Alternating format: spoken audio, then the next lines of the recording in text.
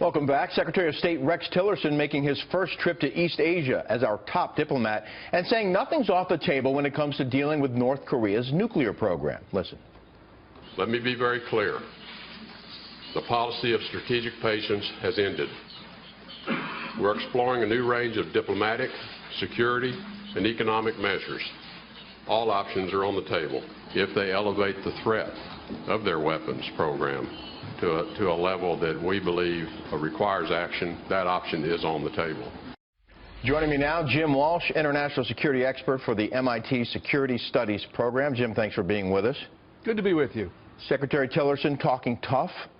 What does this mean? We're going to bomb North Korea now? Is that really necessary? And what's the likelihood of that happening, and what would the fallout be? Well, that's a big tangle of questions. Obviously, the consequences could be great, but let's take this a step at a time.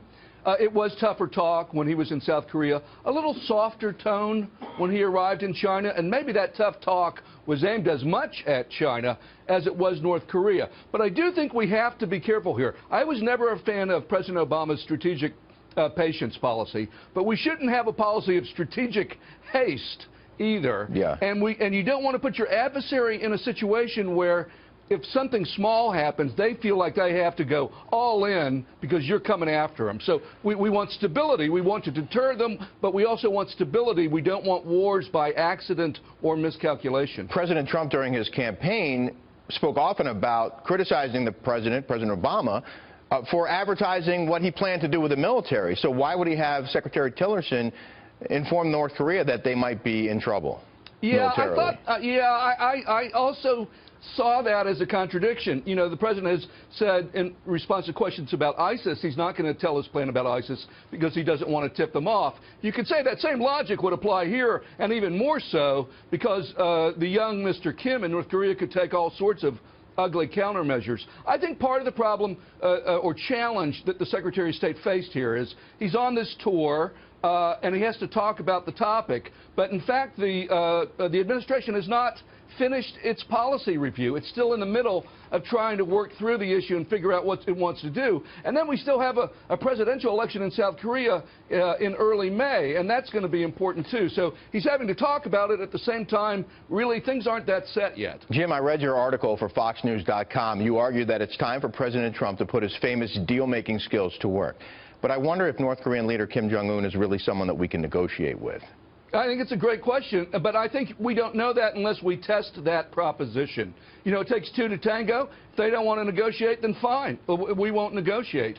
But I think the experience of the last 20 years or so is that the North Koreans are better behaved when they're in the tent rather than when they're outside throwing rocks and stones. So I think at least that should be explored as an option. And so while Secretary Tillerson did say all options are on the table, strangely, he said direct negotiation is not on the table. So I would prefer the all options policy where we look at every possibility, and it may be that in a crisis we need those communications between all the sides. Well, you mentioned that Secretary Tillerson said that the 20 years of North Korean diplomacy has failed, that sanctions don't work, and President Trump says the North has been behaving very badly, playing the U.S., and that China has done very little to help. In fact, China now is threatening South Korea with economic sanctions. Listen to what Secretary Tillerson said about that.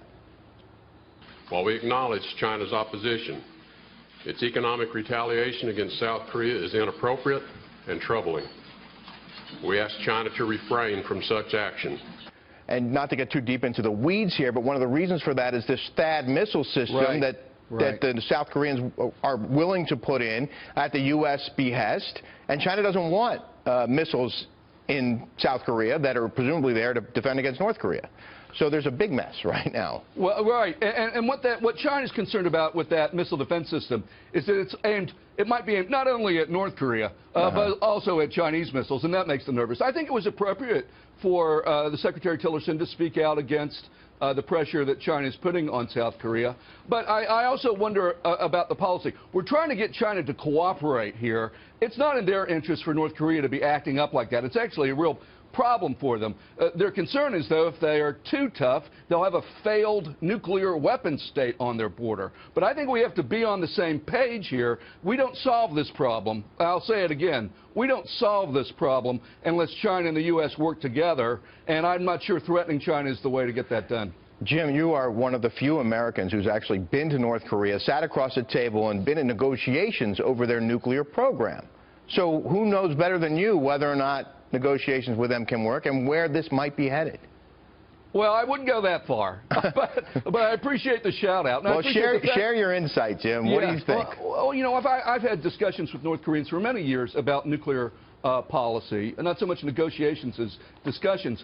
I think the thing about dealing with a one-person dictatorship, and that's what North Korea is if the young leader changes his mind and decides to go on a different path, well, bang, he can make that happen. But I think part of what worries me, and you pointed to this earlier in our conversation, we are at a very unusual moment in the region where everyone is mad at each other. North Korea is mad at China. China is mad at North Korea. South Korea and China are mad at each other. We're mad at China. China's mad at us. When you have so many moving parts and no one is talking, that's when mistakes can happen. Yeah. Sounds familiar. People being mad at each other. Yeah. Jim Walsh, we appreciate your time this evening. Thank you. Thank you, Rick.